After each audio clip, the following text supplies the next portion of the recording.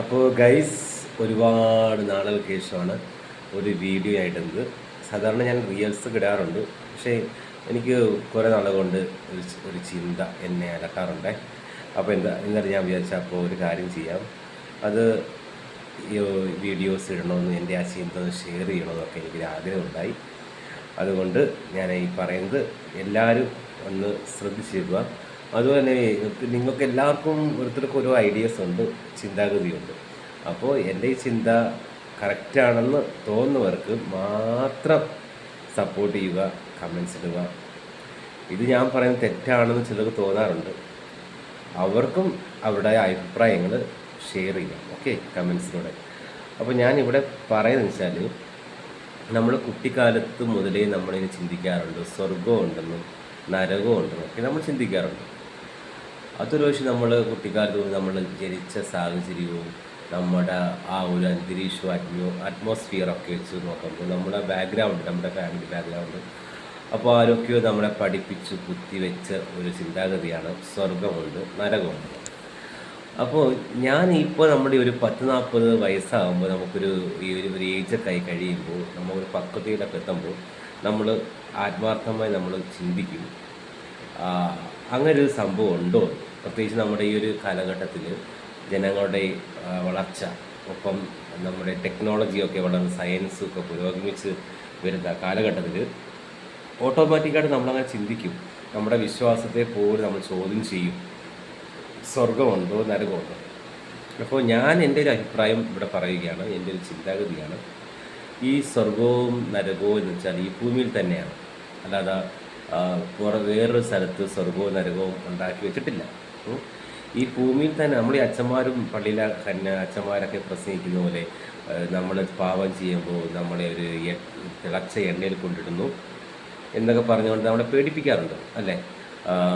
പിന്നെ നല്ലത് ചെയ്ത ആൾക്കാർ മാത്രം യേശു ഇഷ്ടപ്പെട്ട, അല്ലെങ്കിൽ ദൈവം ഇഷ്ടപ്പെട്ട ആ വ്യക്തിയെ സ്വർഗത്തിലേക്ക് കൂട്ടിക്കൊണ്ടുപോകുന്നു, പാപം ചെയ്യുന്നവർ അവിടെ കടന്ന്, അങ്ങനെ ഓരോരോ ചിന്താഗതി, അല്ലേ? പാവം ചെയ്തത് തിളച്ച എണ്ണയിലെടുത്ത് എറിയും. ഇങ്ങനെ ചിന്താഗതിയാണ് നമുക്ക് കുട്ടിക്കാലത്ത് പോലെ നമ്മൾ അടിച്ചേൽപ്പിച്ച ചില കാര്യങ്ങൾ. അപ്പോൾ എൻ്റെ അഭിപ്രായത്തിൽ ഞാൻ ചിന്തിച്ചത് ഇങ്ങനെയാണ്, നമ്മൾക്ക് ദൈവം ഇത്ര ആൾക്കാരെ ഈ ഭൂമിയിൽ ജനിപ്പിച്ചിട്ടുണ്ട്. ഓക്കെ, ഇത്ര ആൾക്കാർ ഈ ഭൂമിയിലുണ്ട്. അതിൽ ഒരു 100 പേരിൽ ഒരു 10 പേരെങ്കിലും നന്മ പ്രവൃത്തി ചെയ്തിട്ടുണ്ടെങ്കിൽ, അവർ ജീവിക്കുമ്പോൾ നല്ലത് മാത്രം ചെയ്തു, നല്ല പുണ്യപ്രവൃത്തികൾ ചെയ്ത് ജീവിച്ചിട്ടുണ്ടെങ്കിൽ, അതിൻ്റെ ഒരു പോസിറ്റീവ് എനർജി ഈ ഭൂമിയിലുണ്ടാകും. ആ 10 പേരുടെ ആണ്. ബാക്കി 90 പേരുടെ നെഗറ്റീവ് എനർജി ആകുമ്പോൾ അത് പാപമായി, അല്ലെങ്കിൽ പാപം എന്ന് പറയാൻ പറ്റില്ല, അതൊരു അന്ധകാരമായി ഈ ഭൂമിയിൽ കിടക്കും. പക്ഷെ ഒരു നെഗറ്റീവ് എനർജി അതൊരു നെഗറ്റീവ് എനർജി. പക്ഷേ ഈ പോസിറ്റീവ് എനർജി എന്ന് വെച്ചാൽ, ഈ 10 പേർ നല്ല പ്രവൃത്തി ചെയ്യുന്നുണ്ടെങ്കിൽ അതിൻ്റെ ഒരു പോസിറ്റീവ് ഗുണം ഇങ്ങനെ ഭൂമിയിൽ ഇങ്ങനെ കാണാം. അത് നമ്മൾ പ്രാർത്ഥിക്കുമ്പോൾ, നമ്മൾ പല കാര്യങ്ങൾ ചോദിക്കുമ്പോൾ അതിനൊരു പോസിറ്റീവ് എനർജി നമുക്ക് കിട്ടും. പക്ഷേ അതിൻ്റെ ഒരു തൂക്കം വളരെ കുറവായിരിക്കും. കാരണം ബാക്കി 90 പേരും തെറ്റുകൾ ചെയ്ത് അന്ധകാരത്തിൽ കഴിയുന്നവരും 10 പേര് നന്മ പ്രവൃത്തികൾ ചെയ്തിട്ട് അതിൻ്റെ സദ്ഗുണങ്ങൾ നമുക്ക് ഫലമായി കിട്ടും. ഒരു ഉദാഹരണം പറയുകയാണെങ്കിൽ, ഒരു കുടുംബത്തിൽ ഒരു അച്ഛനും അമ്മയും ഒക്കെ നല്ല പ്രവൃത്തികൾ ചെയ്തിട്ടുണ്ടെങ്കിൽ ആ മക്കൾ നല്ലവരായിരിക്കും, അതിൻ്റെ നല്ല ഗുണങ്ങളും ഒക്കെ കിട്ടും. മനസ്സിലായി?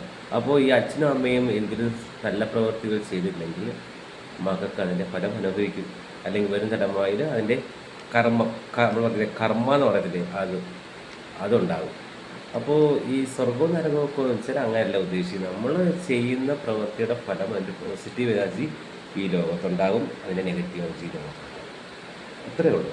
അല്ലാതെ നമ്മൾ മരിച്ചു കഴിയുമ്പോൾ മുകളിൽ കൊണ്ടുപോകുന്നോ അല്ലെങ്കിൽ നരകത്തിട്ട് പോകുന്നോ ഒക്കെ പഠിപ്പിച്ച് തരുന്ന ചില ആൾക്കാരുണ്ട്, നമ്മുടെ പണ്ഡിതന്മാർ അല്ലെങ്കിൽ ഫാദേഴ്സ്, പള്ളിയിൽ അച്ഛന്മാരൊക്കെ പ്രസംഗിച്ച് നമ്മൾ തന്നെ സ്വയം വഞ്ചിക്കപ്പെട്ടു പോകല്ലോ എന്ന് പറയാൻ വേണ്ടിയാണ് ഇത് ഞാൻ ഈ വീഡിയോ ഇടുന്നത്. ഓക്കെ, അപ്പോൾ നമ്മുടെ കുട്ടിക്കാല ചിന്താഗതിയും വളരെ വ്യത്യാസമാണ്. നമ്മൾ വളർന്നു വരുമ്പോഴത്തേക്ക് നമ്മുടെ ആ ചിന്താഗതി മനസ്സിലാക്കുക. Thank you. അപ്പോൾ ദൈവം എല്ലാവരും അനുഗ്രഹിക്കട്ടെ. പിന്നെ ഈശ്വരൻ്റെ ശക്തി, ദൈവം എന്ന ശക്തി, അതിനൊരു സൂപ്പർ നാച്ചുറൽ പവറുണ്ട് കേട്ടോ, അതിനെ നമ്മൾ വിശ്വസിക്കണം. ഓക്കെ, അല്ലാതെ നമ്മളെ ഇങ്ങനെ ഒരു സൂപ്പർ നാച്ചുറൽ പവർ നമ്മളെ ഇങ്ങനെ ശിക്ഷിച്ചുകൊണ്ട് നേരിട്ട് വന്ന് പറഞ്ഞിട്ടില്ല, അതിനൊക്കെ സ്വർഗം തരാമെന്നും പറഞ്ഞിട്ടുമില്ല. എന്നിട്ട് നമ്മൾ ലൈഫ് വന്നിട്ട് നമ്മൾ നമ്മുടെ ഇഷ്ടത്തിന് ജീവിച്ചിട്ട് അവസാനം നമ്മൾ ശിക്ഷിക്കുന്ന ദൈവമല്ല. ഓക്കെ, അത് മനസ്സിലാക്കുക. Thank you.